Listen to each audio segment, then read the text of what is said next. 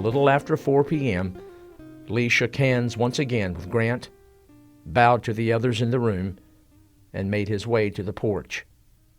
All quietly followed. Standing on the lowest step, he waited for his horse, Traveler, to be bridled. With crimson face, he placed his felt hat on his head and pulled on his gloves. He stared off toward the valley where his army waited, now an army of prisoners. With what seemed like a sigh, he balled his fist and 3 times struck the palm of his other hand. As he mounted, Grant moved down the stairs and lifted his hat in salute. All the other Union officers followed suit. As Lee moved away, he and Grant's eyes met once more.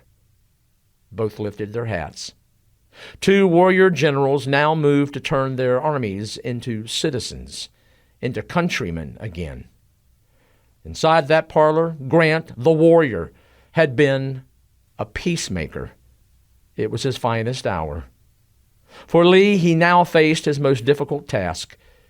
He had to tell his men. In an open field, they began to drift toward him. Rumors were rife. Singly, in clots, with tears streaming down many faces, they tried to wrestle with what they believed had just happened to him. To them. Finally, he tried to answer the repeated question, "General, are we surrendered?" His iron control broken, he said in a voice choked with emotion, "Men, we have fought through the war together. I have done the best I could for you. My heart is too full to say more." And then slowly, carefully, he pushed his way through and rode back to his tent. The next day, Monday the 10th, Robert E. Lee tried to find the words he could not the day before say. To the some 25,000 men of the Army of Northern Virginia, he wrote, "After 4 years of arduous service, marked by unsurpassed courage and fortitude, the Army of Northern Virginia has been compelled to yield to overwhelming numbers and resources.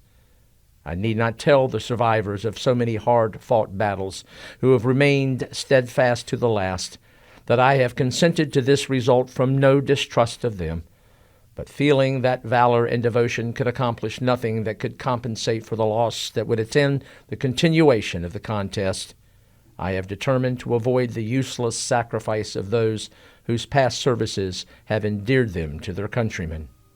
By the terms of the agreement, officers and men can return to their homes and remain there until exchanged.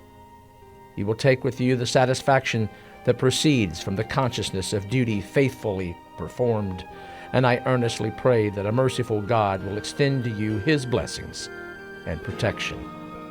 With an unceasing admiration of your constancy and devotion to your country, and a grateful remembrance of your kind and generous consideration of myself, I bid you all an affectionate farewell."